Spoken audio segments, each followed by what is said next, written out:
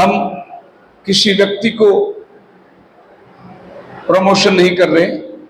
खुदा ने हमारे दिनों में भेजा हुआ एक महान भविष्यवक्ता, जिसको पहचानने में आज के हमारी मसीही समाज अनदेखी कर रही है। उसको जान नहीं पा रही है कि किस प्रकार की सेवा प्रभु ने हमारे बीच में की है। The message of the hour, इस घड़ी का संदेश। और प्रभु अपना वचन को प्रमाणित करता है और प्रभु अपनी साक्षात उपस्थिति को बताता है कि ये मेरा अपना चिन्ह है। और इस गुड फ्राइडे के दिन जो घटना हुई थी, ये घटना क्या थी? हमारा खोया हुआ रिडेम्पशन प्रभु हमें दोबारा लौटा रहा है। यही घटना थी। जो हमने खो गए थे उसको प्रभु दोबारा हमें लाकर दे रहा है। हमने क्या खोया? हमारा अधिकार खो गया। हमारा जीवन जो अनंतकालिक थी वो खो गया हमने। और इस मृत्यु भरी देह के अंदर हम जब आए, मरण हम सब पर राज्य करने लगी। सो हमारा खोया हुआ किताब को दोबारा हमें लेके देने के लिए प्रभु यीशु मसीह का ये 3 आगमन है। पहला आगमन में वो आकर हमारे लिए क्रूस पर बलिदान हुआ, हमारा कर्ज उसने चुकाया। दूसरी आमद में वो आने वाला है बादलों पर उसकी दुल्हन को ले जाने के लिए, जो कि उसकी कलीसिया कहलाती है, जिन्होंने उसके लहू से अपने आप को धोकर साफ, उन्हें ले जाने के लिए वो आने वाला है। ये उसकी दूसरी आमद है। और उसकी तीसरी आमद प्रकाशित वाक्य 19 अध्याय में श्वेत घोड़े पर ये जगत में राज्य करने के लिए वो आने वाला है। ये उसकी तीसरी आमद है। पहली आमद हो गई, दूसरी आमद की हम इंतजार कर रहे हैं, और तीसरी आमद जो है वो आने वाला है। अपनी दुल्हन को वो आसमान पर रखकर ये जगत का न्याय करने के लिए वो आने वाला है। ये उसकी तीसरी आमद है। इसी 3 आमद के बीच में हम लोग रहने वाले हैं। सो मैं चाहूंगा कि हम लोग थोड़ी सी, आप लोग सबको स्क्रीन दिखाई दे रहा है? क्योंकि एक्चुअली ऐसा बैठना चाहिए, उधर स्क्रीन नहीं था करके मैंने इधर प्रोजेक्टर लगा दिया। तो अगर आप लोग थोड़ी सी ऐसे समझ जाएंगे तो सबको स्क्रीन दिखाई दे रहा है, आप एडजस्ट कर सकते हैं अपने आप को। खड़े हो जाएंगे सब लोग।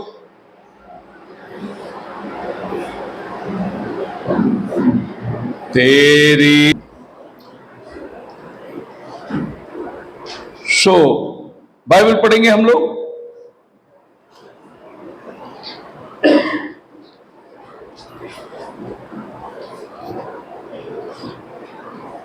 पहला कुरिन्थियों की किताब, उसकी पहली अध्याय, उसका 18 वचन। क्योंकि क्रूस की कथा नाश होने वालों के निकट जी मूर्खता है, परंतु हम उद्धार पाने वालों के निकट परमेश्वर की सामर्थ्य है। प्रभु इस पढ़े के वचन को आशीष दे। आज शाम से मीटिंग है हमारी 3 दिन की। ये अनएक्सपेक्टेडली मतलब नया प्रोग्राम हमारे सामने आया। भाई ने बताया कल ही, बोले कि एक सवेरे भी मीटिंग है। हम बोले मोस्ट वेलकम।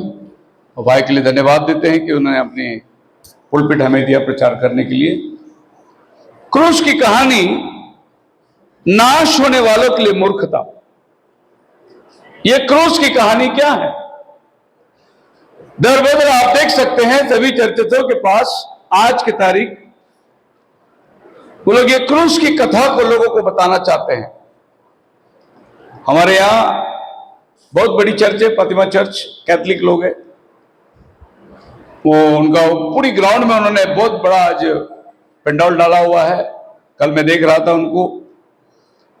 तो वो 3 व्यक्ति को क्रूस में बांधेंगे, काट पे लटकाएंगे, और 12 बजे से 3 बजे तक वो टंगे रहेंगे ऊपर। उनके ऊपर पूरा पेंट लगाया गया खून दिखाने के लिए, कैसे यीशु मसीह मरा। ऐसे 3 एक्टर लोग को लेके आएंगे, वो क्रूस पे रखेंगे। उनको चर्च में से रोड पे लेके आते, क्रूस उठा के चलते चलते हंटर मारेंगे उसको। एक ड्रामा क्रिएट करते हैं ये बताने के लिए कि आज से 2000 साल पहले क्या हुआ था। लेकिन आज ये समाज के सामने एक बड़ा प्रश्न है तुम्हारा प्रभु यीशु मसीह को क्यों ऐसे मारा? अगर वो प्रभु था तो वो क्यों नहीं अपने आप को बचा सका? ये सवाल दुनिया पूछेगी। क्यों ये बेहाल किया गया यीशु को? ये सवाल दुनिया पूछेगी। और मैं कभी कभी सोचता हूं कि नकली करना जरूरी है, नकल करना जरूरी, लेकिन इतना भी नकल ना करो कि दुनिया उसकी तमाशा करे। अभी हमारे अंबरनाथ के अंदर जहां से मैं आता हूं, जहां मैं पढ़ाई किया, फातिमा स्कूल, बहुत बड़ी स्कूल है, तो लोग 3 जन को क्रूस पे मारेंगे नहीं, मतलब खिले नहीं ठोकेंगे, रस्सी से बांध के रखेंगे, लेकिन यहां पर पेंट लगाएंगे ये बताने के लिए कि यहां से खून टपक रहा है उनका। उसके बाद उनके ऊपर छतरी बांधते हो लोग, क्योंकि धूप बहुत तेज है ना, ऊपर छतरी भी बांध के रखेंगे, क्योंकि 3 घंटा उनको क्रूस पे रहना है। अजय तुमको यीशु का नकल करना ही है तो मैं कहता हूं कि छतरी क्यों, मेरा प्रभु तो धूप में लटका हुआ था। और फिर तुम भी ऐसा करो कि वो उसने 3 किले खाए तो कम से कम 2 किले खा लो, 2 हाथ में खा लो। नकल करना ही है तो थोड़ा बहुत दुख उठा के कर लो। आज दुनिया आप पर हंस रही है। उन दिनों में भी जब प्रभु क्रूस पर लटका हुआ था तो वहां के लोगों ने, सिपाहियों ने पूछा, अगर तो मसीहा है तो अपने आप को बचा और हमें भी बचा ले। उन चोरों ने भी पूछा।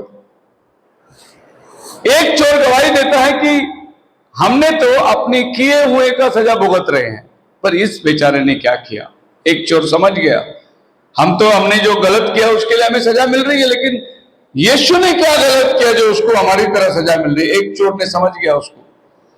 और वो चोर प्रभु को कहता है कि जब तू अपने राज्य में आएगा मुझे याद कर। अब प्रभु उस चोर से कहता है कि आज ही तू मेरे साथ स्वर्ग लोक में होगा, आज ही। उसी दिन प्रभु उसको स्वर्ग लोक में लेके जा रहा है। यह क्रूस की कहानी जो है, प्रभु यीशु कुछ भी बात नहीं कर रहा है, चोर से बात कर रहा है, चोर सुसमाचार दे रहा है। जब एक चोर बोलता है कि आप बच लो और हमें भी बचा लो, तो दूसरा चोर उस चोर को कहता है कि तू प्रभु से भी नहीं डरता। इसका मतलब वो जो लटका हुआ चोर यीशु को प्रभु मान लिया था।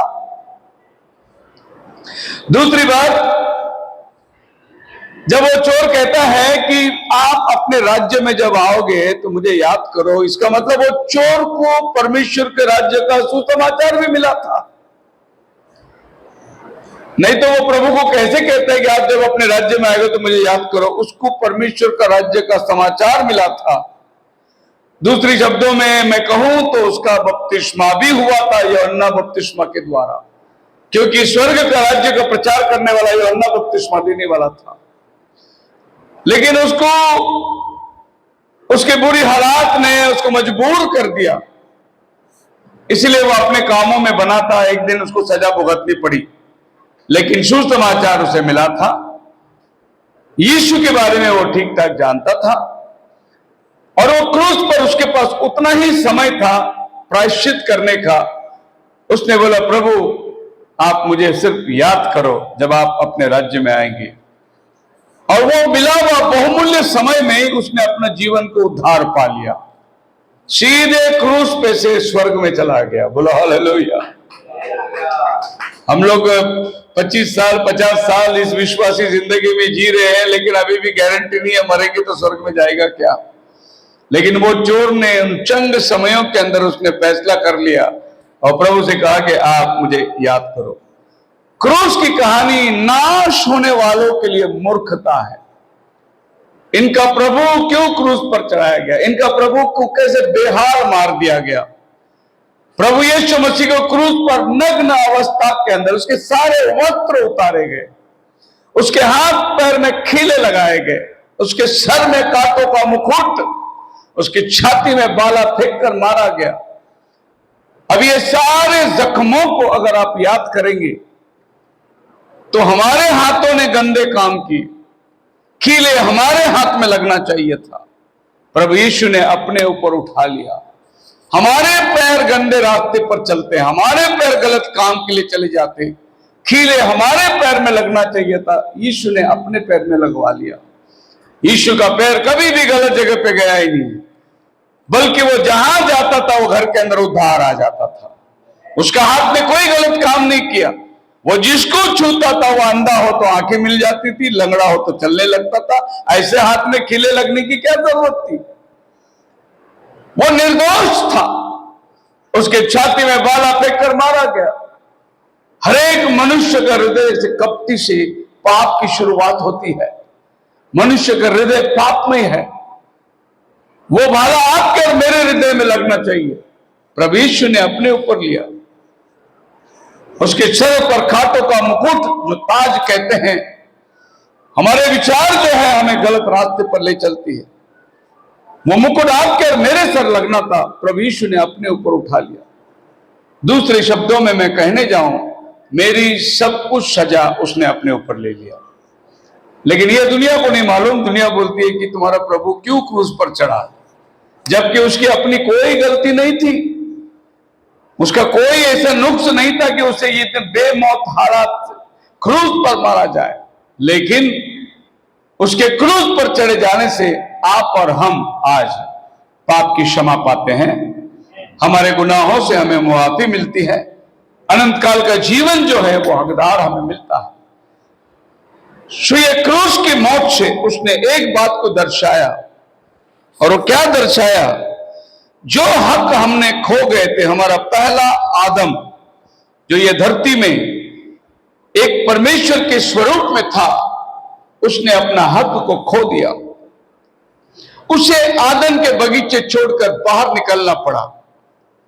वो परमेश्वर के समक्षता में रहने वाला मनुष्य था और हर दिन संगति खुदा के साथ करता था। एक दिन इनके बीच में शैतान आया और इन दोनों के बीच में फूट डाल दिया। अपने विचारों को शैतान ने उनके दिमाग में डाला, हवा ने मजबूर किया, और जो फल खाने के लिए मना किया था वो फल उन्होंने खाया। जब परमेश्वर ने पूछा आदम कहां है, तो आदम जाके पेड़ के पीछे छिपा हुआ है। बोला प्रभु मैं नंगा हूं। किसने कहा तू नंगा है? जो फल मैंने मना किया था तूने वो खाया। आदम बोलता है जिस स्त्री को तूने दिया उसने खिलाया। जब प्रभु ने स्त्री से पूछा तो स्त्री ने कहा सर्प ने मुझे बहका दिया। और प्रभु फिर सर्प को श्रापित करता है, तू पेट के बल चलेगा। इसका मतलब उसके पहले वो पैर के बल चलता था। तू मिट्टी चाटेगा, इसका पहला वो मिट्टी नहीं चाटता था। ये श्राप होने के बाद वो सांप बन गया। उसके पहले वो इंसान की तरह था, जो आदम से बातचीत करने वाला एक प्राणी था।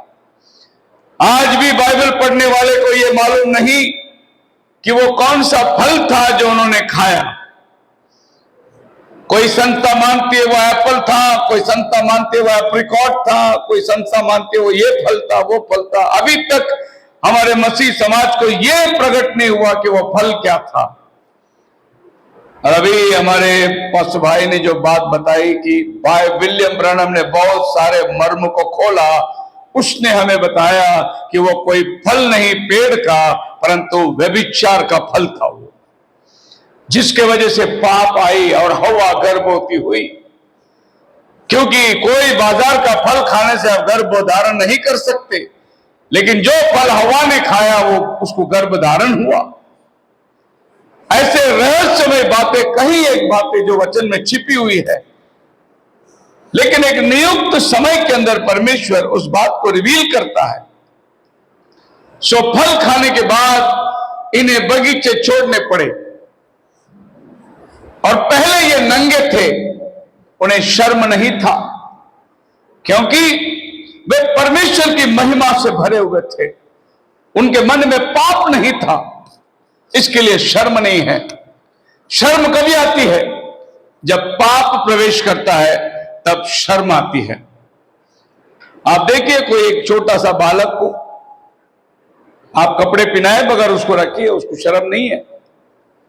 वो हर एक के गोद में जाएगा नंगा, उसको नहीं मालूम है नंगा है, क्योंकि उसके अंदर पाप नहीं है, इसलिए उसको शर्म नहीं है। वही बच्चा जब पाप को समझने लगता है, भला बुरा का ज्ञान आता है, तब वो खुद ब खुद कपड़ा मांगता है, शर्म अपने आप आने लगती है। सो आदम और हवा को शर्म कभी आई? जब पाप आया तब शर्म आई। हमारे इधर एक संस्था है, कुछ लोग ने बड़ा प्रकाशन दिया था, बोला पाप आया, कौन सा फल था? वो बोलता है पपैया था वो, इसके लिए उसका नाम पपैया पड़ा, पाप आया। ऐसे नए नए प्रकाशन चलती है। लेकिन ये फल जो उन्होंने खाया, इससे वो गर्भवती हुई और उसके गर्भ में जुड़े हुए बच्चे थे। एक था कैन और एक था आबेल। आबेल आदम की तरफ से था, कैन दुष्ट से था। कैन आदम का बेटा नहीं था। आपका बाइबल कहता है, पढ़िए पहला यूहन्ना का पत्री, उसका 3 अध्याय का 12 वचन पढ़िए। पहला यूहन्ना की पत्री 3 का 12। और कैन के समान ना बने, हाँ, जो उस दुष्ट से था। कैन आदम का बेटा नहीं था। लेकिन आज आप कोई भी हमारे क्रिश्चियन पादरी साहब को मिलकर पूछिए, वो बोलेगा वो आदम का बेटा था। लेकिन बाइबल बोलता है वो आदम का बेटा नहीं था, वो दुष्ट का बेटा था।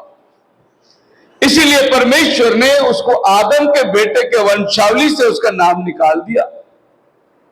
अब ये बाइबल की रहस्यमय बातें हैं कि कैन का नाम क्यों नहीं आता है इतिहास के अंदर। जब इतिहास लिखा गया, पढ़िए आपके बाइबल में एक किताब है, उसका नाम है इतिहास। पहला इतिहास का किताब, पहला अध्याय, पहला वचन पढ़ के देखिए बाइबल क्या कहती है। आदम से अब्राहम तक की वंशावली। हाँ, आदम सेत, आदम के बाद सीधा शेत का नाम आता है। शेत आदम का तीसरा बेटा था। पहला बेटा आदम का कैन था, उसके बाद हाबिल हुआ, उसके बाद तीसरा बेटा शेत हुआ। हाबिल तो मर गया क्योंकि कैन ने हाबिल का घात कर दिया। तो कैन का नाम आना चाहिए क्योंकि कैन बड़ा बेटा, प्रभु ने कैन का नाम निकाल दिया और डायरेक्ट आदम से तीसरा बेटा शेत का नाम आता है। क्योंकि परमेश्वर जानता था वो किसका बीज है, मनुष्य नहीं जानता। परमेश्वर को मालूम है वो बीज किसके तरफ से आया था। खाली यही नहीं, आप पढ़ सकते हैं लूक रचित सुसमाचार, उसका 3 अध्याय, जब नया नियम में आते हैं, उसका 38 वचन, लूका 3:38। और जब इतिहास फिर से एक बार लूका हमें बताता है, देखिए क्या बताता है लूका। और वो एनोश का, हाँ, और वह सेत का, हाँ, और वो आदम का, हाँ, और वो परमेश्वर। देखो शेत के बाद सीधा आदम का नाम आता है, कैन का नाम है ही नहीं, आबिल का नाम नहीं आ सकता। इसका मतलब यह हुआ कि कैन आदम का बेटा अगर होता तो उसका नाम आता। प्रभु ने उसका नाम क्यों निकाल दिया? क्योंकि वो आदम का बेटा नहीं था। फिर वो किसका बेटा था? हमने वचन पढ़ा था 3:12 में यूहन्ना, वो दुष्ट का बेटा था। यही है हव्वा का गर्भोत्थना, यही है वो आदम के बगीचे, जहां उनको बगीचे छोड़ने पड़े, फल खा के बगीचे नहीं छोड़ने पड़े, पाप करके बगीचे छोड़ने पड़े। परमेश्वर ने सारे फल आपको खाने के लिए बनाया है, लेकिन एक व्यभिचार का फल था जिसको परमेश्वर ने उन्हें मना किया था और उन्होंने वही खाया। अक्सर आदमी वही करता है जो मना किया जाता है, वही करने की आदत पड़ती है। ये मत कर बोलेगा तो वही करके देखेगा। हमारे मद्रास के अंदर एक ऐसी कानून थी, डबल सीट जो भी साइकिल में जाएगा उसको पकड़ो, उससे जुर्माना लो। और पुलिस स्टेशन में पूरा डबल सीट की जुर्माना लिखने लगे। हर कोई साइकिल में जाने वाला डबल सीट जाता था। उस टाइम पे एमजीआर चीफ मिनिस्टर थे, उन्होंने बोला अरे क्या डबल सीट की केस बना रहे हो, छोड़ दो, माफ कर दो, डबल सीट जाने दो उनको। जब कानून हो गया डबल सीट जा सकते हैं तो लोग ट्रिपल सीट जाने लगे, क्योंकि लोगों की आदत है जो नहीं करने को बोलेगा वही करेगा। सो आदम को प्रभु ने बोला मत खा, वही खाओ। हम लोग जब छोटे थे तभी हम लोग पढ़ाई करते थे घासलेट की बत्ती से। तो हमारे से छोटे जो थे भाई बहन छोटे छोटे, हम लोग, मैं बड़ा था, तो जब हम पढ़ाई करते थे उस बत्ती में, तो ये छोटे जो बच्चे हैं ना, वो आते थे, वो आग पकड़ने के लिए आते थे। वो आग अच्छा जलता था कांच के अंदर, तो उनको अच्छा लगता था। कोई भी बच्चा आग पकड़ो, उसको हम बोलेंगे गरम है, उसको नहीं समझा गरम क्या है, वो फिर पकड़ने को हाथ बढ़ाएगा। एक बार उसके हाथ पकड़ के उसको चटके लगा दो, उसके बाद उसको पकड़ने को बोलेगा, नहीं पकड़ेगा। उसको बोले अरे गरम है, अभी मालूम पड़ा उसको गरम क्या है। जब तक उसको चटके नहीं लगे तब तक उसको गरम क्या है मालूम नहीं था। वैसे ही जब परमेश्वर ने आदम को कहा जिस दिन तो फल खाएगा उस दिन तो मर जाएगा, इसके पहले कोई मरा ही नहीं था। आदम को मरण क्या है वो मालूम ही नहीं था, मरण की टेस्ट उसके पास में नहीं थी। और प्रभु ने कहा आदम जिस दिन तो फल खाएगा उस दिन तो मर जाएगा। मरण क्या है? आज ये पृथ्वी में मरण मरण मरण क्या है? हर कोई आदमी पैदा हुआ उसको एक दिन मरना है। मरण वो नहीं जो ये शरीर से आत्मा निकल के जाती है, मरण वो है जो तुम्हारा आत्मा हमेशा हमेशा के लिए खुदा से जुदा होता है और अग्नि में डाल दिया जाएगा, वही मरण है। उसको बाइबल दूसरी मृत्यु कहती है। पहली मृत्यु से तो सबको जाना है, क्योंकि हम जन्म के द्वारा ये शरीर में आए और ये मिट्टी का शरीर है, इसको छोड़ के हमको जाना है, ये पहला मरण। दूसरा मरण हमारा आत्मा जो है उसमें से प्राण निकल जाता है। हम लोग 3 रूम किचन और बेडरूम में है नहीं, हम लोग का घर है 3 रूम में। कोई बोलता है मैं 1 रूम किचन में रहता हूं, तो हमारा बॉडी सोल स्पिरिट ये 3 रूम में हम लोग रहते हैं। ये मेरा बॉडी ऊपरी शरीर है, इसके अंदर मेरा सोल है, उसके अंदर मेरा स्पिरिट है। तो जब स्पिरिट और सोल बॉडी को छोड़ती है तो ये शरीर पहला मरण का अनुभव करता है। और जब आपका स्पिरिट आपका सोल से निकलता है वो आपका दूसरा मरण है। और वो दूसरा मरण इधर नहीं, या तो आप अधोलोक में या तो आप प्रभु के राज्य में रहेंगे। सो आदम वो फल को खाया, तब उसको पता चला मरण क्या है। लेकिन परमेश्वर ने आदम को नहीं मारा, परमेश्वर ने एक मेमने को मारा, एक जानवर को मारकर उसके चमड़े का कपड़ा आदम को पहनने के लिए दिया। सो आदम जब बगीचे से बाहर निकला, एक जानवर का चमड़ा को पहन के बाहर निकला। और वो जानवर का चमड़ा कहां से मिला? प्रभु ने वहां एक बलिदान किया था। उसके पहले कि परमेश्वर उनको एक कपड़ा दे, वो खुद एक कपड़े सिलाए थे, वो थे अंजीर के पत्ते से। जब उन्हें आंखें खुल गई, पता चला वे नंगे हैं, तो उन्होंने अंजीर के पत्ते को मोड़कर अपने लिए लंगोट बना लिए थे। लेकिन जब प्रभु ने कहा आदम, तो आदम फिर से घबरा गया, बोला प्रभु मैं नंगा हूं। अजी अभी तो तुम कपड़े बनाए थे पत्ते से। और आदम ने हवा को देखा, हवा ने आदम को देखा, दोनों नंगापन ढाप दिए। देखो आंखें खुलने के बाद पता चला वो नंगे हैं, उसके पहले भी वो नंगे ही थे, लेकिन उसका पाप में आंखें बंद थी। लेकिन अभी पाप होने के बाद उनकी आंखें खुल गई, अब पता चला उनको नंगे हैं, क्योंकि परमेश्वर की महिमा उनसे निकल चली गई थी। अब वो अपने नंगापन को ढांपने के लिए कपड़े बनाए अंजीर के पत्ते। अभी दुनिया धीरे धीरे अंजीर के पत्ते में आ रही है। अश्लीलता आप देख सकते हैं, अभी फिल्मों में जितनी हीरोइन कम कपड़े पहनेगी उतना हीरोइन फेमस होती है। कम कपड़ा पहनना, वही अंजीर का पत्ते का कपड़ा अभी दुनिया में आ रहा है। कपड़े छोटे छोटे छोटे छोटे होते जा रहे हैं। सो आप देख सकते हैं कि ये कपड़ा परमेश्वर ने उनको प्रबंध किया और प्रभु ने एक बलिदान किया। और वो बलिदान के माध्यम से प्रभु ने उसको एक बात बताया, देख आदम तेरे बदले ये जानवर मर रहा है। जब प्रभु ने उस जानवर का बलिदान किया, जब वो जानवर तड़प तड़प के मरती थी, तभी आदम को पता चला मरण क्या है। अपने आंखों के सामने वो देखता है एक जानवर तड़प के मर रहा है, इसके पहले उसको मालूम ही नहीं था मरण क्या है। अब प्रभु उसको ये बता रहा है कि जैसा ये जानवर तेरे लिए मरा तभी तू जीवित है, तेरे बदले ये जानवर मारा गया, ऐसा ही एक दिन परमेश्वर का मेमना ये धरती में आकर क्रूस पर मारा जाएगा इंसान के पापों के लिए। ये पहला गुड फ्राइडे का संदेश प्रभु ने उत्पत्ति की किताब में आदम और हवा को दिखाया था। बोलो हालेलुया। पहला गुड फ्राइडे उधर ही हो गया था। हम लोग पूछेंगे गुड फ्राइडे के इतिहास तो हम 2000 साल पहले जाएंगे, लेकिन बाइबल आपको 6000 साल पहले लेके जाती है कि पहला गुड फ्राइडे उस आदम के बगीचे में हुआ था। आदम और हव्वा के लिए एक बेगुनाह मेमना मारा गया, बेकसूर मेमना मारा गया। और वही मेमना इस बात को प्रदर्शन करता है कि एक दिन परमेश्वर का मेमना ये जगत में आएगा और इंसान के पाप के लिए वो मारा जाएगा। और जब यीशु मसीह एक दिन ये धरती में आया और बपतिस्मा लेने के लिए आ रहा था यूहन्ना के पास, देखिए यूहन्ना ने उसको क्या बोला, पढ़िए यूहन्ना पहला अध्याय उसका 29 वचन। John chapter 1 verse 29। दूसरे दिन उसने यीशु को अपनी ओर आते देखकर कहा, देखो यह परमेश्वर का मेमना है। देखो ये परमेश्वर का मेमना है, जगत के पाप हरता है। हालेलुया। जब यीशु आ रहा था पानी में बपतिस्मा लेने, यूहन्ना ने उसको देखकर क्या बोला, देखो ये परमेश्वर का मेमना है, He is the Lamb of God, जो जगत का पाप उठा ले जाने के लिए आ रहा। और पुराने नियम में ऐसा प्रभु ने व्यवस्था बनाई थी, होम बलि, अन्न बलि, पाप बलि, दोष बलि, ऐसे 5 बलिदान थे। और ये 5 बलिदान को अलग अलग जानवर आपको देना था परिवार के लोगों के हिसाब से।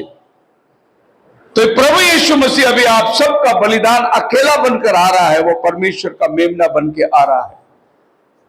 तो ऐसे नियम थी, जब आपका परिवार के लिए बलिदान देना है तो आप एक बकरी ले जाइए, याजक के हाथ में दीजिए, याजक उसके सर पर हाथ रखेगा और समाज का पाप, आपका परिवार का पाप उसके सर पर ला देगा और वो जानवर को ले जाकर बलिदान करते थे। यानी हमारा पाप वो जानवर लेके चला गया, हमें मुक्ति मिल गई। ये पुराना नियम का, व्यवस्था का कानून था। तो जब प्रभु यीशु मसीह आया पानी पर और यूहन्ना उधर याजक का बेटा खड़ा है, पुराने नियम में याजक लोग उनके सर पे हाथ रखते थे और यहाँ जकरयाह का बेटा यूहन्ना याजक का बेटा खड़ा है, वो यीशु के सर पे हाथ रखता है, क्या बोलता है, ये वो है जो जगत का पाप उठा ले जाता है।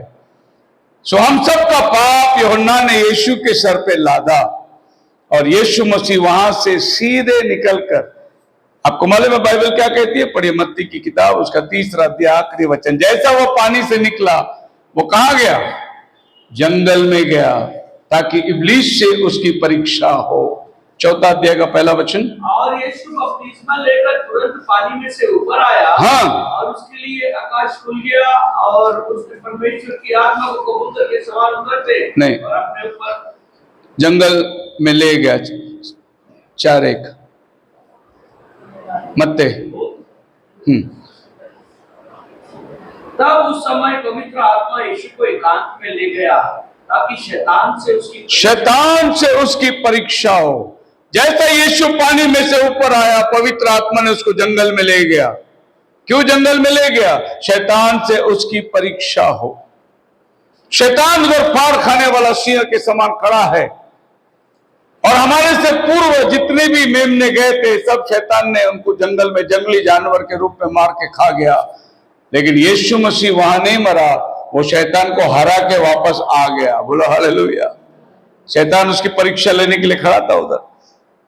3 प्रकार की परीक्षा बाइबल कहती है। पहली यूहन्ना 2 अध्याय का 16 वचन के अंदर, शरीर की अभिलाषा, आंखों की अभिलाषा, जीविका का घमंड, ये 3 पाप के बारे में बाइबल बात करती है।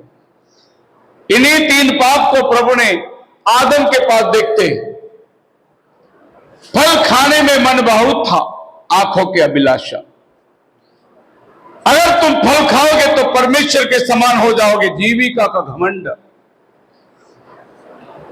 और शरीर की अभिलाषा, फल को खाने में स्वादिष्ट था। यही 3 पाप में हमारा पहला बाप आदम गिर गया नीचे और यीशु मसीह दूसरा आदम बन के आया और उसके पास में यही 3 पाप लाया गया। पहला पाप, ये जो भी दिखता है ये सब मैं तुझे दे दूंगा, तू मुझे प्रणाम कर, आंखों की अभिलाषा, ये सत्ता, ये राज घराना, ये जो शौकीन, ये सारी दुनिया मैं तुझे दे दूंगा, तू मुझे नमन कर, आंखों की अभिलाषा। शैतान उसको कह रहा था कि मैं तेरे को राजा बनाता हूं, ये सारा दुनिया का मुकुट, विभवशाली बातें मैं तुझे देता हूं, तो इसीलिए दुनिया में आया है ना कि गिरा हुआ आदम को जय पाए, मैं देता हूं। यीशु मसीह ने बोला मैं तुझसे मुफ्त में नहीं लूंगा, मेरे बेटे के लिए मैं खून बहाकर उसे खरीद लूंगा। तो यीशु मसीह ने क्रूस पर जो बहाया वो खून हमें खरीदने के लिए बहाया हुआ खून है। क्रूस की कथा नाश होने वालों के लिए मूर्खता है। उन्हें नहीं मालूम यीशु क्रूस पर खून क्यों बहाया। पहला कुरिन्थियन 3 अध्याय का 18 से 20 वचन में लिखा है, दाम देखकर तुम मोल लिए गए हो, प्रभु ने अपना लहू देखकर तुम्हें खरीदा है। हम अब अपने नहीं रहे, हम प्रभु के हो गए। गलती करार 2 अध्याय 20 वचन में पौल कहता है, अब मैं न रहा, मसीह मुझ में जीवित है, मैं मसीह के साथ क्रूस पर मर गया। पौल बोलता है, मैं अभी मर गया, अभी मैं नहीं जिंदा हूं, जिसने मुझे दाम देकर खरीदा अभी मैं उसका हो गया हूं। हमारे लिए कीमत चुकाया गया। सो प्रभु परमेश्वर ने इसका इंतजाम किया। जो आदम ने अपना अधिकार को खो दिया, उस आदम को वापस अधिकार दिलाने के लिए यीशु मसीह दूसरा आदम बन के आ गया। पढ़िए पहला कुरिन्थियों की किताब उसका 15 अध्याय का 45 वचन देखिए। 1 Corinthians chapter 15 verse 45। ऐसा ही लिखा भी है, हाँ प्रथम मनुष्य जी, अर्थात आदम जीवित प्राणी बना जी, और अंतिम आदम जीवनदायक आत्मा। ये है अंतिम आदम। हमारा पहला आदम धरती का था, दूसरा आदम आसमानी है। पहला आदम मिट्टी से बनाया गया था, दूसरा आदम वचन से बनाया गया था। मरियम के कोख में वो पाक जन्म लेकर ये धरती पे आया था। ये दूसरा आदम। पहला आदम में हम सब मरते हैं, दूसरा आदम में हम सब जीते हैं। हालेलुया। हम जितनों का बपतिस्मा हुआ है, आपका बपतिस्मा हुआ है? तो जितने लोग बपतिस्मा लिया है, बपतिस्मा का मतलब क्या है? पढ़िए गलती करास 3 अध्याय का 27 वचन, गलातियन चैप्टर 3 वर्स 27। और तुम में से जितनों ने मसीह में बपतिस्मा लिया है, हाँ जी, उन्होंने मसीह को पहन लिया। Praise the Lord. तुम में से जितनों ने बपतिस्मा लिया, उतनों ने मसीह को पहन लिया, क्योंकि तुम्हारा पुराना मनुष्यत्व दफनाया गया और तुम नया मनुष्यत्व को पहन लेते हैं। और जब आपका बपतिस्मा होता है, नया जन्म आप पाते हैं। पढ़िए रोमियो की किताब उसका 8वां अध्याय का पहला वचन में लिखा है, जितनों का बपतिस्मा हुआ उतनों ने, उन पर दंड की आज्ञा नहीं, वो अब मृत्यु को पार होकर जीवन में चले गए हैं। 8:1। इसलिए अब जो मसीह यीशु में है, हाँ, उन पर दंड की आज्ञा। देखो अभी जो यीशु में है उन पर दंड की आज्ञा नहीं। क्यों भाई? मैं गुनहगार हूं, मैं झूठा हूं, मैंने पाप किया, मुझ पर दंड की आज्ञा नहीं, क्योंकि हमने बपतिस्मा लेने के वक्त हमारा पुराना मनुष्य यीशु के साथ मर गया। अब यीशु मुझ में जीने लगा, इसलिए अब मेरे ऊपर दंड की आज्ञा नहीं है। दुनिया पूछेगी ये गुड फ्राइडे को तुम्हारा प्रभु क्रूस पर क्यों चढ़ा?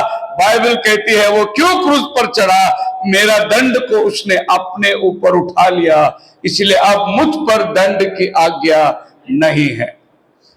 इसीलिए पौल कहता है नाश होने वालों के लिए वो मूर्खता है क्रूस की कहानी, लेकिन हमारे लिए वो जीवन की बातें हैं। हालेलुया। जब यीशु मसीह को मारा गया क्रूस पर, उन दिनों के रोम साम्राज्य का एक भयंकर सजा यही थी कि हाथ पैर में खीले मार दिए जाए और धूप में उसको लटकाया जाए। जब हाथ ऊपर चली जाती है, शरीर नीचे लटकता है, तो सांस लेने को नहीं होता। तो आदमी उस पल्पेशन के अंदर बहुत तड़पता है, और आदमी को पैर का सपोर्ट मिलेगा तो थोड़ा सांस लेने के लिए ऐसा ऊपर छाती उठा सकता है, लेकिन उन्होंने पैर में भी खीला मार दिया ताकि वो छाती भी ना उठा सके। क्रूर मरण है, और उन दिनों में रोम साम्राज्य का सबसे क्रूर मरण यही था। और इतना क्रूर मरण उस बेगुनाह को क्यों दिया गया जो कुंवारी के पेट से पैदा हुआ? अगर वो नहीं क्रूस पे चढ़ता तो आपको और हमको क्रूस पे चढ़ना पड़ता।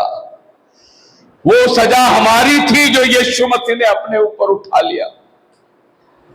उस रोज जब बरअब्बा जेल में बंद था, उसकी सजा थी मौत की। पिलातुस ने लोगों को पूछा, आज मैं तुम्हारे लिए किसी को छोड़ना चाहता हूं, किसको छोड़ूं? लोगों ने ऊंची आवाज से बोला, बरअब्बा को छोड़, चोर को छोड़, खूनी को छोड़। फिर पिलातुस बोलता है, ये यीशु के साथ मैं क्या करूं? लोगों ने बोला, उसे क्रूस पर चढ़ा, लेकिन इसको क्या कर, चोर को छोड़ दे। आज भी लोग किसको चुन के लेते हैं? किसको वोट डालते हैं? उस दिन पिलातुस ने पूछा, यीशु को छोड़ूं या चोर को छोड़ूं? लोगों को उन्होंने पैसे देके फरमाया था, बोले कि यीशु को छोड़ने, क्रूस पर मारने, चोर को छोड़ने बोलो। तो ये चोर को जो क्रूस की सजा थी, वो जेल में बंद था, उसको मालूम नहीं बाहर सौदा क्या हुआ।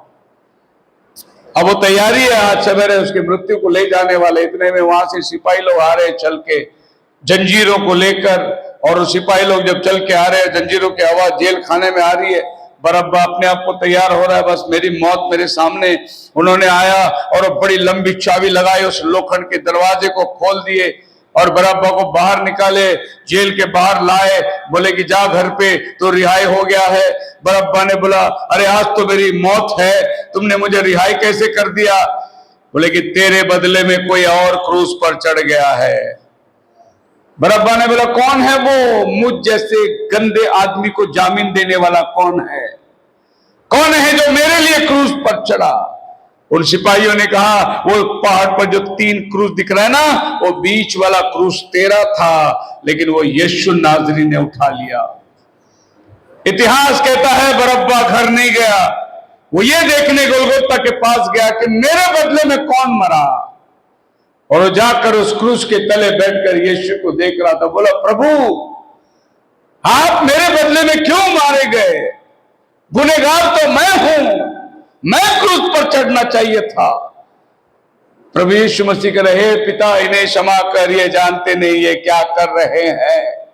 हमारे लिए उस क्रूस में भी उसने प्रार्थना करी। वहां से बरअब्बा निकलकर अपना जीवन को सुधार दिया और वो बहुत महान प्रचारक बन गया। जिस दिन उसे मालूम पड़ा कि मेरे बदले में यीशु क्रूस पर चढ़ा। आज ये गुड फ्राइडे में आपको और हमको यही सोचना है, हे प्रभु मेरे लिए तू क्यों क्रूस पर चढ़ा? दुनिया के लिए क्रूस की कहानी मूर्खता है, लेकिन हम जीवन पाने वाले के लिए अनंत काल का जीवन है। हालेलुया। आज हमें प्रार्थना करना है, प्रभु ये क्रूस तो मेरा था, तू क्यों इसमें चढ़ गया? हम लोग खाली चर्च में जाते हैं। अभी अभी गए हफ्ते में हम लोग क्या बोले उसको, गए संडे होसना मना के आए थे। खजूर की डालियां दिए गए सबके हाथ में, और हम हिलाते हिलाते गाने गाते गाते आ गए। होसना हो गया, आज गुड फ्राइडे हो गया, बड़ा उपवास का दिन रहेगा, दुख मनाएंगे। और फिर ईस्टर सवेरे सवेरे पहला लाइन मटन की दुकान पे होगा, वो ले आके घर में देख के फिर चर्च में जाएंगे। भाई इतना दिन 40 दिन उपवास रहा ना, 40 दिन मांस मच्छी नहीं खाया, बहुत तड़प रहती है मटन खाने की। कभी ईस्टर आएगा और कभी हमारा काम होगा। इस गुड फ्राइडे के लिए हम लोग क्या नहीं करते? 40 दिन की उपवास चलती है, लेंथ पीरियड चलता है, घरों घरों के अंदर जो है अच्छे भोजन नहीं बनाए जाते। पुरुषों को देखे तो बोलते दाढ़ी नहीं बनाया, क्या तो कहते उपवास चल रही है। इस 40 दिन के उपवास के अंदर लोग कितना शोक मनाते, ना जाने अपने जीवन में 40 दिन में कितने लोग मिले थे सबको पहला बता दे, आज मेरा उपवास है, आज मेरा उपवास है। और बाइबल बोलता है तेरा उपवास गुप्त में तेरे और प्रभु के बीच में होना चाहिए। लेकिन इन 40 दिनों में मुंह लटकाए रहते हैं झाऊ की तरह, यह बताने के लिए कि मैं उपवासी हूं। इसाया 58 में लिखा हुआ है, तुम जो उपवास आजकल धरते हो परमेश्वर उससे प्रसन्न नहीं होता। फिर तुमने कैसे उपवास रखना है? सवेरे उठे, मुंह धोए, तेल लगाए, अपने आप को ताजगी बताओ, तुम्हारा उपवासी जीवन किसी पर जाहिर ना हो। तुम्हारा पिता जो गुप्त में तुम्हें देखता है, वो गुप्त में तुम्हें इनाम देने वाला उपवास है। हालेलुया। आप अगर उपवास रखते हो तो इसाया 58 में लिखा है, उपवास जाओ किसी नंगे को देखकर कपड़ा दो, किसी भूखे को खाना खिलाओ, वही उपवास प्रभु प्रसन्न करता है। वरना 40 दिन हमने खाली राशन बचाया, बल्कि हमने आत्मिकता कुछ भी नहीं पाई। आज जो खाना मैं खाना चाहिए, अगर मैं उपवास करूं तो मेरा खाना कोई गरीब खाना चाहिए, कोई भूखा खाना चाहिए, यही बाइबल दिखाता है। ऐसी उपवास प्रभु चाहता है। लेकिन हमने रूढ़ीकरण के अंदर चले गए, और ये 40 दिन के उपवास रोमन कैथोलिक के द्वारा शुरुआत करी गई, एक रूढ़ीकरण, एक रीत रिवाज बनाया गया। और अभी बस साल में 40 दिन उपवास किया तो आदमी सोचता है कि स्वर्ग मिल जाएगा उसको, बाकी पूरा साल उसकी जिंदगी कैसी चलती है। हाँ, ये गुड फ्राइडे के लिए हमने ये प्रोग्राम आयोजित किया, ये प्रोग्राम आयोजित किया। हमारे यहाँ पर ऐसे कलीसिया है जहां पर 40 दिन घूमते हैं, और जो पैसे 40 दिन की ऑफरिंग जमा होती है, वो ईस्टर के दिन पास्टर को सोने का क्रूस, सोने का मुकुट, सोने की अंगठी बना के पास्टर को पिलाते हैं, जैसे वो क्रूस पर हमारे लिए मारा गया। 40 दिन घर घर घूम के पैसे जमा करके पास्टर को तोहफा देते हैं। पास्टर ने क्या किया तुम्हारे लिए? क्रूस पर मरने वाला प्रभु यीशु मसीह था, जो तुम्हारे लिए दाम चुकाया गया। सब लोग ये गुड फ्राइडे के लिए क्या करना है? क्वायर गाना स्पेशल करना है, क्रूस का ड्रामा बनाना है, ये करना है, ये करना है, पूरी लिस्ट बनती है गुड फ्राइडे के लिए हम क्या करें। लेकिन मैं आपको एक सरल वाक्य बताता हूं, हम गुड फ्राइडे के लिए क्या करें ये सोचने के बजाय गुड फ्राइडे ने हमारे लिए क्या किया ये सोचो, कि वो गुड फ्राइडे क्यों हुआ था पहला, और वो गुड फ्राइडे से मैं क्या इनाम पाता हूं, मेरे क्या फायदे हैं उस गुड फ्राइडे से। मेरे हमेशा हमेशा के लिए पाप मुझसे दूर हो गया। मेरा जन्म पाप जो आदम के गुनाहों मेरे ऊपर आते, वो पाप प्रभु यीशु ने धुला दिया गुड फ्राइडे के दिन। जो पाप मैंने किए, मेरा कर्म पाप को यीशु मसीह ने हमेशा के लिए मुझसे दूर कर दिया। मेरा नाम जो जीवन की किताब में जगत उत्पत्ति से पहले लिख के रखी है, प्रभु ने वो मुझ पर प्रकट किया। मैं मरने के लिए नहीं बनाया गया, मैं खुदा का बेटा हमेशा जीवित रहने के लिए बनाया गया। ये प्रकाशन प्रभु मुझ पर जाहिर किया। गुड फ्राइडे मेरे लिए क्या क्या किया? मैं जो मेरा अधिकार को खो गया था, वो अधिकार को मैंने आज फिर से पा लिया। ये आकाश, ये पृथ्वी, ये सब परमेश्वर ने आदम के अधिकार में रखा था, लेकिन आदम उसे खो दिया। जब भी मनुष्य खुदा के संपर्क में आया है, आप देख सकते हैं कि प्रकृति उसका अधीनता में होती है। जोशुआ लड़ाई करते करते क्या देखा? सूरज ढल रहा है, दुश्मन मजबूत है। अगर सूरज ढल गया तो अगले दिन दुश्मन और मजबूत हो जाएगा। लड़ाई आज ही मुझे खत्म करना है, आज ही मुझे दुश्मन को हराना है। जोशुआ ने क्या किया? सूरज को बोला ऊपर आ जा। सूरज ऊपर आ गई वापस। भर दोपहर ढलने वाला सूरज बीच में आके खड़ा हो गया। क्या बात है? सूरज तुम्हारी बात मानती है? हाँ, प्रभु ने तुम्हें उसी लिए तो बनाया था, तुम खुदा के बेटे और बेटियां हो। लेकिन हमने अपना अधिकार को खो दिया, इसीलिए कोई हमारी बात नहीं मानती। प्रभु ने आदम को बनाया, ये जानवर है, इसको तू नाम रख आदम। सो आदम ने किसी पेड़ के पीछे छुप के नहीं बोला शेर, तेरा नाम शेर होगा, नहीं। उसने शेर को बोला इधर आ, उसको बगल में बिठाया होगा, उसके ऊपर हाथ घुमाया होगा और बोला होगा आज से तेरा नाम टाइगर। ये जानवर आदम को कुछ नहीं बिगाड़ सकते, क्योंकि ये खुदा का बेटा था। लेकिन जिस दिन पाप हुआ, उस दिन आदम का अधिकार खो गया और आदम अपना टाइटल डीड को खो गया। अब शेर को देखो तो आदम को डर लगता है, क्योंकि वो पापी है। पहला डर नहीं लगता था, क्योंकि वो खुदा का बेटा था। ये खोए हुए पद को दोबारा आपको दिलाने के लिए प्रभु यीशु मसीह हमारे लिए क्रूस पर चढ़ा। बाइबल कहते हैं किताबें खोली गई, एक और किताब खोली गई, और ये किताबें जब खुलती है तो इसके मोहरों की बातें खुलती है। प्रकाशित वाक्य 6वें अध्याय में देखिए, एक किताब खुलती है। पहला मोहर खुला, श्वेत घोड़ा आया। दूसरा मोहर खुला, लाल घोड़ा आया। ये सब मोहरे मेमना खोलता है। रहस्य में बातें जो आदम ने खोया, वो अधिकार दोबारा आदम को मिलता है। और वो मेमना जो लहू लुहान है, वो किताब को लेकर खोलता है। पढ़िए प्रकाशित वाक्य 5 अध्याय उसका 1 और 2 वचन। और जो सिंहासन पर बैठा है, मैंने उसके दाहिने हाथ में एक पुस्तक देखी, जी, तो भीतर और बाहर लिखी हुई थी जी, और वो 7 मोहर लगाकर बंद की गई थी। हाँ जी, फिर मैंने एक बलवंत स्वर्गदूत को देखा जो ऊंचे शब्द से यह प्रचार करता था, इस पुस्तक के खोलने और उसकी मोहरें तोड़ने की और उसकी मोहरें खोलने की योग्य कौन है? कौन है? ना स्वर्ग में, ना स्वर्ग में, ना पृथ्वी पर, ना पृथ्वी के नीचे। बोलो हालेलुया। को खोलने का। ये हमारा अधिकार का किताब था। यही किताब को आदम ने खो दिया और यूहन्ना फुट फुट कर रोता है, हाय कौन ये किताब मेरे लिए खोलेगा? न आसमान पर, न जमीन पर, न जमीन के नीचे कोई काबिल जो उस किताब को देख सके। तब परमेश्वर खुद उपाय करता है। एक आवाज उसने सुना, मत रो यूहन्ना, यहूदा गोत्र का सिंह उदय हुआ है इस किताब को खोलने के लिए। और यहूदा गोत्र का सिंह कौन है? प्रभु यीशु मसीह, जो यहूदा गोत्र से राजाओं का राजा बन के आने वाला है। और यूहन्ना ने मुड़कर देखा तो वहां एक बद्ध किया हुआ मेमना खड़ा है। 5 वचन पढ़िए, 5 का 5। इस पर उन प्राचीनों में से एक ने मुझसे कहा, मत रो, देख यहूदा के गोत्र का वह सिंह, हाँ, जो दाऊद का मूल है, हाँ, उस पुस्तक को खोलने हाँ, और उसकी 7 मोहरें तोड़ने के लिए जज हुआ है। ये मेमना उधर उदय हुआ है जो उस किताब को लेकर उसके मोहरों को खोल देगा।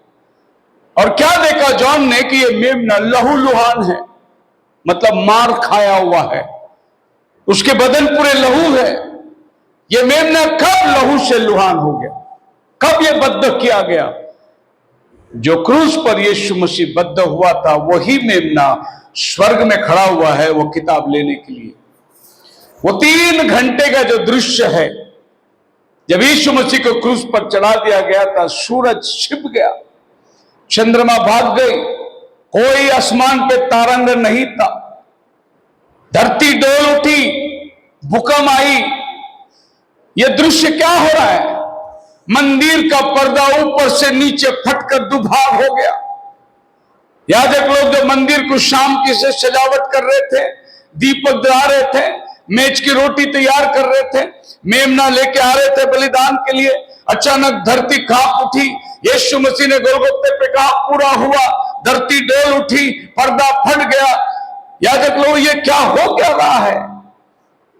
और वो जो मेमना पकड़ के लाए थे बलिदान को, जो शाम को बलिदान होना है, वो मेमना हाथ से निकलकर भाग रही है। वो मेमने को पकड़ने के लिए जा रहे हैं। वो मेमना ये बोल के भागता होगा, सच्चा परमेश्वर का मेमना क्रूस पर बलिदान हो गया है, आज मैं छुटकारा पा लिया हूं। एक दृश्य चल रहा है, किसी को मालूम नहीं हो क्या रहा है। मंदिर का पर्दा, बाइबल कहता है, ऊपर से नीचे फट गया। मत्ती का 27वां अध्याय 51 वचन पढ़ के देखिए, ऊपर से नीचे कैसे फटा? फाड़ने वाला स्वयं परमेश्वर था। उसने मंदिर के पर्दे को 2 भाग क्यों फाड़ दिया? पुराना नियम में आप पढ़ के देखो, जो आदमी इस मंदिर के अंदर, इस पर्दे के अंदर पैर रखेगा वो मर जाएगा। खाली महायाजक को साल में 1 बार अंदर जाने की अनुमति है, वो भी अपने साथ लहू को लेके जाना पड़ता है।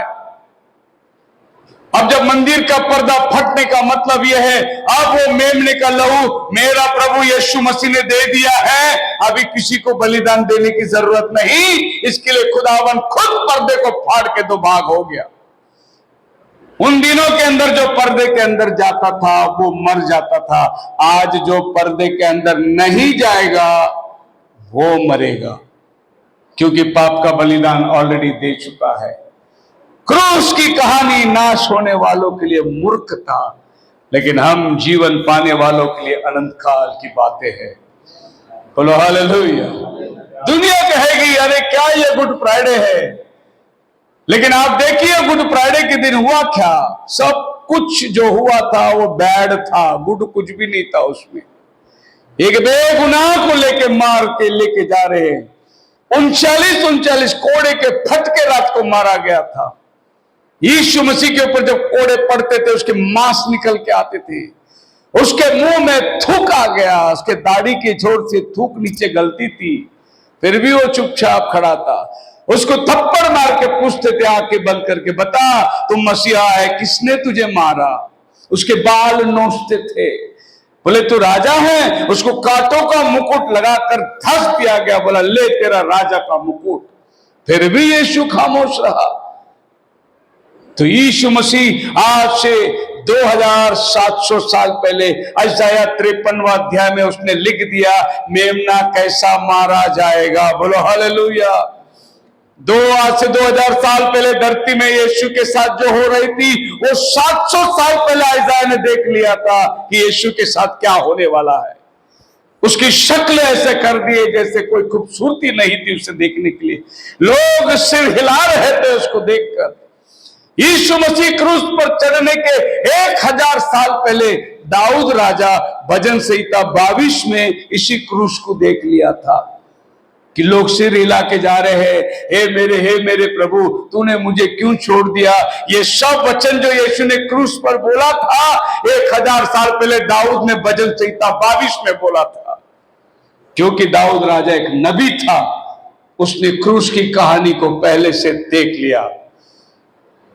क्रूस की कहानी नाश होने वालों के लिए मूर्खता, लेकिन मेरे लिए तो वो अनंत काल की जीवन की बातें हैं। हालेलुया। लोगों ने खाली गुड फ्राइडे गए और देखे क्रूस में यीशु का बलिदान देखकर आ गए।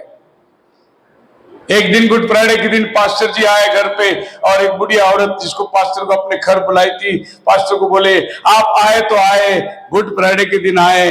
गुड फ्राइडे के दिन हमारे घर में कोई अच्छा स्वादिष्ट भोजन भी नहीं बनता, हम लोग तो कांजी बनाते हैं, खाली चावल का पेज बनाते हैं। पास्टर जी ने बोला जो है वही दे दो। और जब कटोरे में कांजी दिया गया तो पास्टर जी ने चम्मच डाली, पहले चम्मच में काजू आया, दूसरा चम्मच में बादाम आया, तीसरा चम्मच में किशमिश आई। पास्टर जी बोले इसको तुम कंजी बोलते हो और इसको साल में एक ही बार पीते हो, ये तो मैं 365 साल के दिन में रहूंगा। गुड फ्राइडे में बहुत दुख मनाते हैं, स्वादिष्ट भोजन नहीं खाते। ये सवाल है ही नहीं खुदा के पास कि हम गुड फ्राइडे के लिए क्या करें। सवाल ये है गुड फ्राइडे हमारे लिए क्या किया, वो जानना ही सच्चा गुड फ्राइडे है। बोलो हालेलुया। क्रूस की कहानी नाश होने वालों के लिए मूर्खता। जब मेमने ने यह किताब खोल दी तब बाइबल कहता है प्रकाशित वाक्य 10वां अध्याय में, प्रधान दूत आसमान से जमीन पर आता है, एक पांव समंदर में एक पांव जमीन में रखकर एक खुली किताब लेके आया। आसमान से खुली किताब लेकर आया। उसके हाथ में एक छोटी सी खुली हुई पुस्तक थी। 10वां अध्याय पहला वचन से। फिर मैंने एक और शक्तिशाली स्वर्गदूत को बादल ओढ़े हुए स्वर्ग से उतरते देखा। जी। उसके सिर पर मेघधनुष था। उसका मुंह सूर्य के समान। उसके पांव आग के पीतल के खंबे के समान। उसके हाथ में एक छोटी सी जो खुली किताब वो वही किताब है जो 5वें अध्याय में बंद थी मोहर लगाकर। उसमें मेरा अधिकार लिखा हुआ था, मेरी जीवन की बातें उसमें लिखी हुई थी, लेकिन वो मोहर लगाकर बंद की कर दी थी, कोई खोलने के काबिल नहीं था। प्रभु यीशु मसीह ने उस मोहरों को तोड़कर वो किताब खोलकर आसमान से जमीन में आकर वो खुली किताब आज मुझे दे दिया। उस खुली किताब में मेरा जीवन की बातें लिखी हुई है, उस खुली किताब में मेरा नाम लिखा हुआ है, वो ही मेरा जीवन का हकदार किताब है। और वो नाम लेकर उसने बुलाया, जैसे उसने नाम लेकर बुलाया, मैं जो दुनिया में था, मैं जो पाप में था, मैं जो पाप की जिंदगी बिता रहा था, मैं प्रभु यीशु मसीह में आ गया। बोलो हालेलुया। जब वो किताब खुलती है आपका जीवन की बातें प्रकट होती है और आपका अधिकार आपको मिलता है। आज मैं जान गया मैं परमेश्वर का बेटा हूं। हालेलुया। जो पाप का दासत्व में था, शैतान के दबाव में था, आज मैं यीशु के लहू से धुलकर खुदा का बेटा और बेटी बन गया है। मेरा नाम जीवन की किताब में लिखा हुआ है, इसकी खातिरदारी मुझे हो गई। इस क्रूस की कहानी को दुनिया ने किस तरीके से समझ लिया। प्रभु यीशु मसीह जा रहे थे एम्माउस को, और जिस क्रूस की कहानी की थोड़ी पहली बात की बात है, तीसरा दिन था, यीशु जी उठा, ये किसको खबर नहीं। और ये एम्माउस को जाने वाले चेलों के साथ में यीशु हो लिया और उनसे बातें करते जा रहा है। वो क्या बातें कर रहे थे पता नहीं, हमारे प्रभु को कौन उठा ले गया। वो कहता तो था कि तीसरा दिन मैं जी उठने वाला हूं। आज हमारी कुछ बहनें कब्र पे गई थी, कब्र खाली था, अब तो दशा बुरी हो जाएगी। अब सिपाही आके हमें पकड़ेंगे, बोलेंगे उसके शरीर को कहाँ रखा बताओ, क्योंकि रोम साम्राज्य का मोहर लगाकर बंद कर दी गई थी। ऐसे करते समय प्रभु उनके साथ हो लिया और प्रभु उनको कह रहा है, अरे मंदमतियों, भविष्यद्वक्ताओं ने कहा हुआ बात को पूरा होना अवश्य नहीं था। बाइबल कहती है उनकी आंखें बंद थी और चलते चलते ऐसा जान पड़ा कि यीशु आगे को जा रहा है। उन्होंने उससे आग्रह की, रात हो रही है, आप हमारे साथ आज रात बिताइए। आपकी बातें बहुत अच्छी लगी सुन के। और जब उन्होंने यीशु को कमरे में ले गया, बंद खिड़की, बंद दरवाजा, उसके सामने रोटी रखी गई। जब उसने रोटी तोड़ी, उनकी आंखें खुल गई। बोले, अरे ये तो यीशु है। फिर रास्ते में हम क्यों नहीं उसको समझ पाए? उनकी आंखें बंद थी। रोटी तोड़ने के बाद उनकी आंखें खुली कि वो यीशु है। रोटी क्या है? आपका हाथ में जो परमेश्वर का वचन है, यही जीवन की रोटी है। जब ये टूटती है तो प्रकाशन खुलता है, रेवलेशन खुलता है आपके सामने। जब तक ये किताब बंद अलमारी में रहेगी कुछ नहीं करेगा, लेकिन ये किताब को आप अपने जीवन में उतारो, पवित्र आत्मा का प्रकाशन उसमें पड़े, तो यही वचन उत्तेजित हो जाता है और ये जीवित वचन बन जाता है। पतरस उस दिन खड़ा रहकर क्या प्रचार कर रहा था? प्रेरितों के काम 2 अध्याय 37 वचन में, पुनरुत्थान के बाद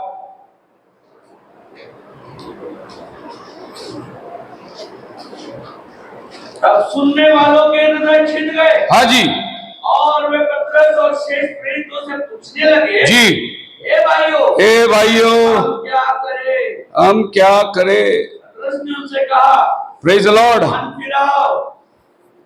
मन फिराओ और तुम में से हर एक अपने अपने पापों की क्षमा के लिए यीशु मसीह के नाम से बपतिस्मा ले। पतरस ने उन बड़ी जमायत के सामने उनको आरोपी ठहराया।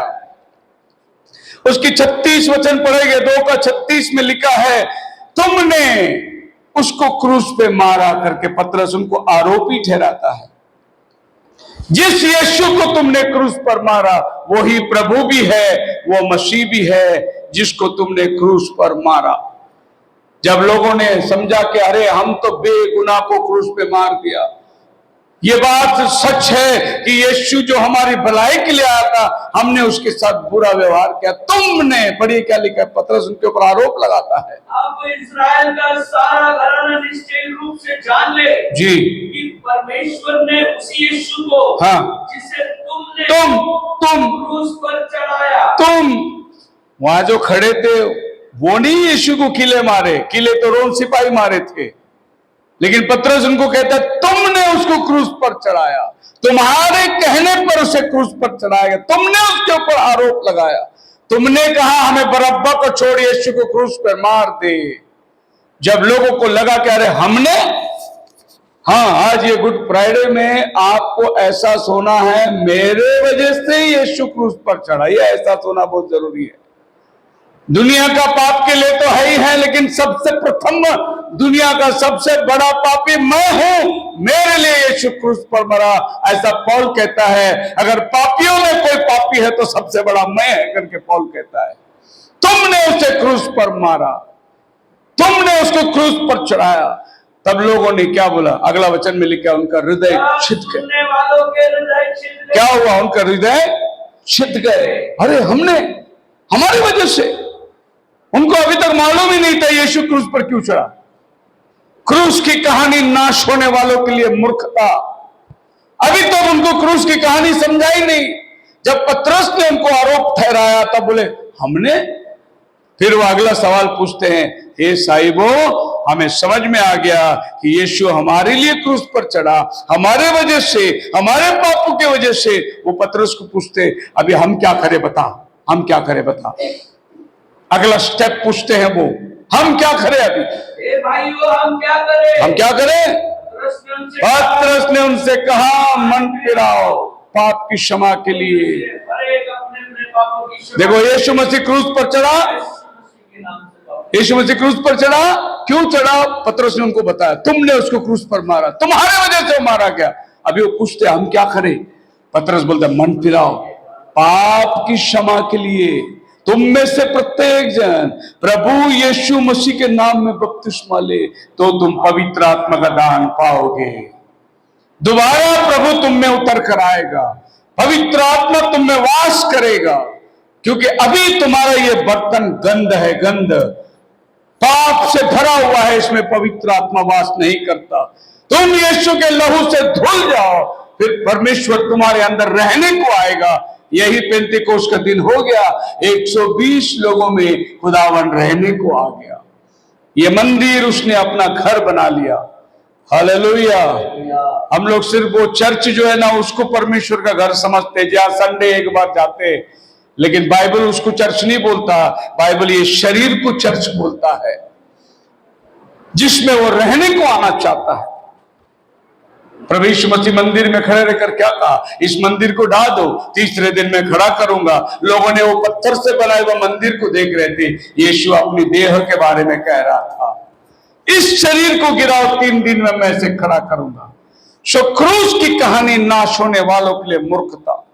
A crucifixion was a terrifying different in the time of early Christianity.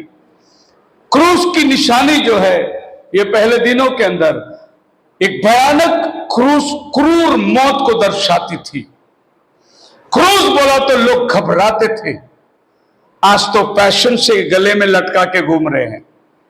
अभी नया पैशन आया है, लड़कियां कान में भी क्रूस लटका के घूम रही है। मालूम नहीं क्रूस की निशानी क्या है। क्रूस की कहानी नाश होने वालों के लिए मूर्खता। किंग कंस्टेंटाइन कन्वर्ट कैसे हुआ? एक पागन धर्म का आदमी, उसने क्रूस देखा दर्शन में और उसको मालूम पड़ा कि ये वही यीशु है जो क्रूस पर हमारे लिए मारा गया। और कंस्टेंटाइन यीशु मसीह को अपना जीवन दिया। कंस्टेंटाइन ने जो तलवार बनाया था वो क्रूस की निशानी, उसके ढाल में क्रूस की निशानी। और इस कंस्टेंटाइन ने पूरी रोम को क्रिश्चियनिटी में बदल दिया। उन दिनों में ऐसा राजा जो धर्म को स्वीकार करता, प्रजा उसी धर्म को मानना है। कंस्टेंटाइन कन्वर्ट हुआ, क्रिश्चियन बन गया और पूरी रोम साम्राज्य को उसने क्रिश्चियन बनाया। सिर्फ क्रूस को देखा उसने। अब इसी क्रूस को हमारे मसीह समाज ने अपने लिए, अपनी सुविधा के लिए, अपने आकर्षण दिखाई देने के लिए, आपको मालूम है क्रिश्चियनिटी में कितना क्रूस है? ये इजिप्टियन क्रॉस बोलते हैं इसको, sun cross, Tao cross, Latin cross, Maltese cross, swastik cross, crusaders, ये मैरिनर क्रॉस जो मछुए लोग रखते हैं, इतने क्रूस को रूप दे दिए। क्रूस की कहानी नाश होने वालों के लिए मूर्खता है, लेकिन मेरे लिए तो वो जीवन की बातें हैं।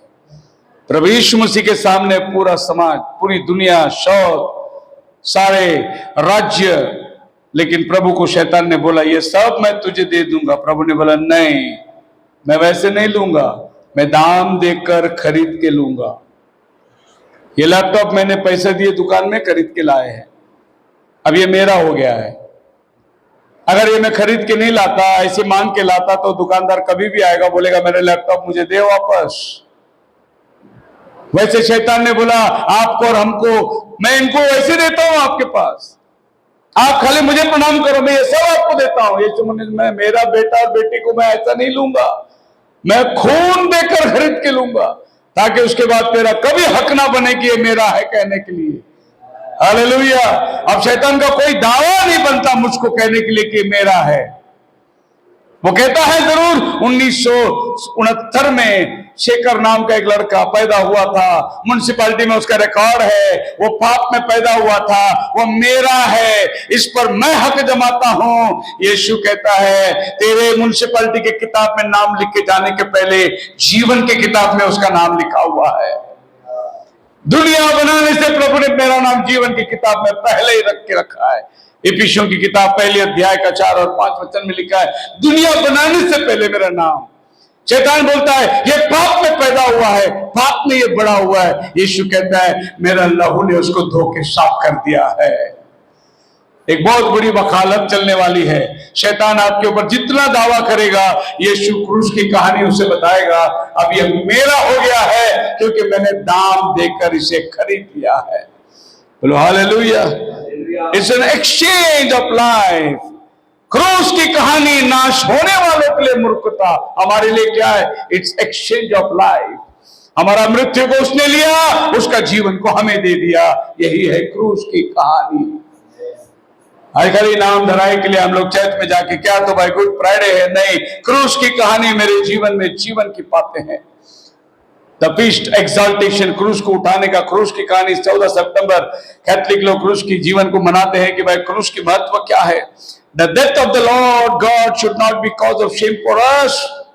यीशु मसीह के क्रूस पे मारा जाना वो हमारे लिए शर्म की बात नहीं है। वो हमारे शर्म को उसने अपने ऊपर उठा लिया। उसके कपड़े उतारे गए ताकि हम जो नंगे थे उसकी धार्मिकता का कपड़ा हमें मिल जाए।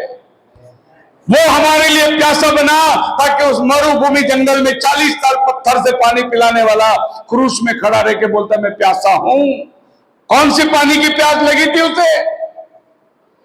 जिसने पत्थर फाड़ कर 40 साल जंगल में मरुभूमि में पानी पिलाने वाला क्रूस में कहता है मैं प्यासा हूं। आपको मालूम है ये वही यीशु था जो उसने पानी पिलाया? पढ़िए पहला कोरिन्थियों की किताब 10 अध्याय 1 से 3 तक पढ़िए। देखो पानी जंगल में पिलाने वाला कौन था? हे भाइयों, हाँ। मैं नहीं चाहता कि तुम इस बात से अज्ञात रहो कि हमारे सब पूर्वज बादल के नीचे थे और सबके सब समुद्र के बीच से पार हो गए जी, और सबने बादल में और समुद्र में मूसा का बपतिस्मा लिया। हाँ जी। और सबने एक ही आत्मिक भोजन किया और सबने एक ही आत्मिक जल पिया। हाँ। क्योंकि वे उस आत्मिक चट्टान से पीते थे और ये साथ जो उनके साथ साथ चलती थी, और वो चट्टान मसीह था। बोलो हालेलुया। वो चट्टान जो जंगल में उनको पानी पिलाता था वो मसीह था, यीशु था वो। लेकिन वो यीशु आज क्रूस में क्या बोल रहा है? मैं प्यासा हूं। 20 लाख लोगों को जंगल में पानी पिलाने वाला आज बोलता मैं प्यासा हूं। किसके वजह से? क्रूस की कहानी। इसीलिए आज आइए मसीह में मेरे प्रिय लोगों, बिना शर्म किए आज गुड फ्राइडे को हम लोग गुड इसलिए बोलते हैं कि जितना भी बुरी बातें दुनिया की नजर में वो सब मेरे लिए भलाई बन गई और मेरे लिए वो गुड फ्राइडे बन गया। जो मेरे लिए बैड था वो मेरे लिए गुड बन गया। बस आखिर में खत्म करने के टाइम पे एक छोटी सी कहानी मैं आपको बता रहा हूं। आदमी क्रूस को लेके चलता है। मरकुस 16:24 में लिखा, मत्ती 16:24 में लिखा है कोई मेरे पीछे आना चाहे अपना क्रूस को उठा ले और मेरे पीछे हो ले। यीशु ने हमको क्रूस उठाकर उसके पीछे चलने के लिए कहा। एक आदमी यूं ही चलता रहा, क्रूस पर बहुत ज्यादा हो गई। उसने कहा कि थोड़ा सा क्रूस को मैं कम कर लूंगा और उसने बैठकर क्रूस की थोड़ी छटनी कर दी और फिर वो क्रूस को चलने लगा। उसके बाद में उसे लगा अरे अभी भी बोझा ज्यादा है और थोड़ा मैं कम करूं, और मसीही जीवन को वो काटता है। हम लोग जो है ना दुनिया का कैसे चलेंगे? क्रिश्चियन लोग, दुनिया बोलती है ऐसा भी होता है क्या, ऐसे भी चलते हो क्या तुम? तो हमको लगता है कि दुनिया के सामने नहीं बताना हमें कि हम मसीह है। हमको दुनिया की तरह सजना है, हमें दुनिया की तरह अपने आप को बनाना है, हमको दुनिया के रंग रूप को अपनाना है। आज हमारे विश्वासी बच्चों को देखो, बिल्कुल दुनियादारी में दिखते हैं, बिलीवर दिखते नहीं। हमारे विश्वासी घरों में जाओ, उधर सलमान खान का फोटो है, अमिताभ बच्चन का फोटो है। अरे उधर सुलेमान होना चाहिए था, उधर डेविड होना चाहिए था। हमारे विश्वासी लोग के घर में जाओ, टेबल में मायापुरी छायापुरी मैगजीन मिलेगी। बाइबल कहां मिलेगी? बाइबल अलमारी में मिलेगी आपको। हम शर्माते हैं दुनियावी जीवन अपनाकर बताया कि मैं विश्वासी हूं। इसके लिए थोड़ा क्रूस को और काटना। आगे एक बहुत बड़ी दरार आ गई। अब दरार में ये क्रूस तुम्हें उठा के इसलिए चलना था कि वो दरार में क्रूस रखे और आप उसके ऊपर पार होके चले जाए। लेकिन बाकी लोगों ने क्रूस काटा नहीं था, उन्होंने रखा, बराबर माप का दिया था। लेकिन जिसने क्रूस काटा था उसकी क्रूस कम पड़ रही थी। अब वो पछता रहा है कि दुनिया में मैं कैसा जीवन जिया, मैंने क्रूस नहीं काटना चाहिए था। और अल्टीमेटली रोना और दांत पीसना होगा, क्योंकि आप अगर ये जिंदगी में उसके क्रूस को उठा के चलने को शर्माएंगे, एक दिन प्रभु आपके लिए भी वहां शर्माएगा। इसके लिए क्रूस की कहानी नाश होने वालों के लिए मूर्ख था, लेकिन मेरे लिए अनंत काल का जीवन है। खुदावन आपको आशीष दे। प्रार्थना के अंदर जाएंगे हम सब लोग।